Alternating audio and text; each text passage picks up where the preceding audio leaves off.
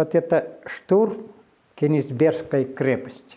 Ранений за всю Великую Отечественную у Михаила Ивановича было немало. Впрочем, отлеживаться в тылу было некогда. Едва на поправку и сразу на фронт. Эти раны он получил при взятии Кенигсберга, уже практически в последние военные дни.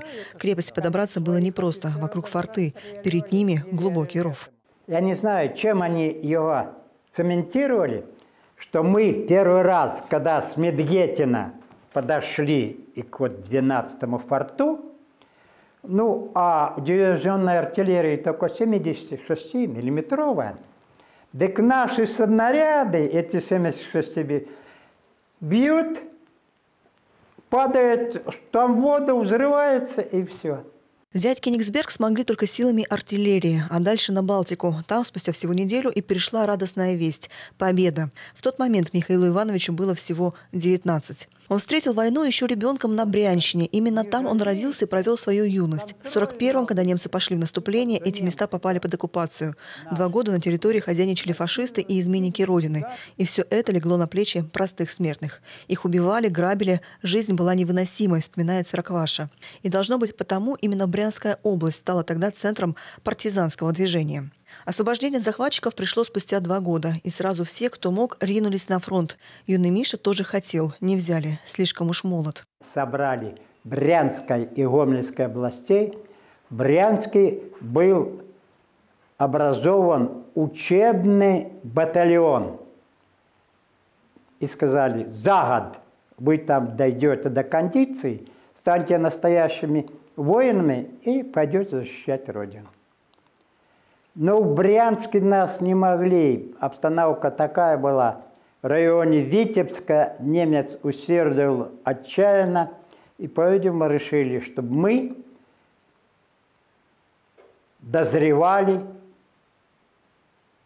на фронтах. Так и начались его боевые будни. Сначала под Витебском, на 3-м Белорусском фронте. Его дивизия в составе армии и фронта освобождала Белоруссию, Литву, форсировала реку Неман, а после штурмовала ту самую неприступную Кенигсбергскую крепость.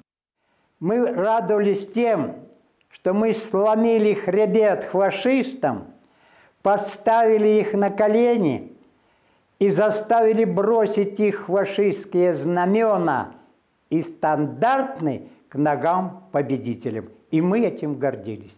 Впрочем, вкус истинной победы он с собратьями ощутил в полной мере позже. 9 мая она пока еще казалась такой хрупкой. Ведь враг с другой стороны страны еще не был окончательно побежден. От Балтики войска перекинули в сторону Забайкальского фронта. Там Михаилу Сорокваше и его однополчанам предстояло разгромить Квантунскую армию и освободить знаменитый Порт-Артур. Это для нас была тяжелая, изнурительная прогулка, требующая определенных навыков. И на 23-й день Япония капитулировала.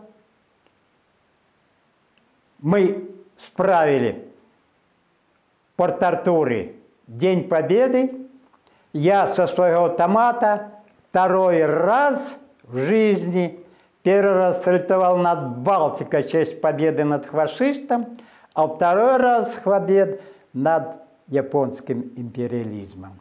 Так была окончена и Вторая мировая. Впрочем, служба в воинских рядах продолжилась. Михаил Иванович демобилизовался лишь в 50-м году.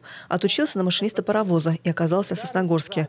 Там он так и остался жить. И сегодня ветеран Сорокваша – главный герой всех памятных и патриотичных мероприятий города. Несмотря на свой уже почтенный возраст – 91 год, он до сих пор ведет активную общественную деятельность и рассказывает подрастающему поколению о войне. Человеку, который своими глазами видел самую масштабную бойню в истории. Важно, чтобы все знали, какой ценой мы заслужили этот мир. Любовь Лапина, Евгений Грох, телеканал Юрган.